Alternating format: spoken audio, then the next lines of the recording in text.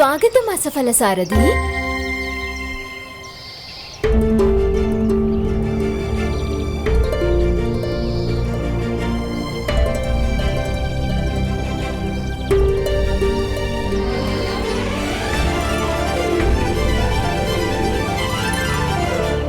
నేను హస్తినాపురం రాకుమారుణ్ణి చాలాసార్లు నా రథం నుంచి పడేశాను, అయినా ఓడిపోయానా?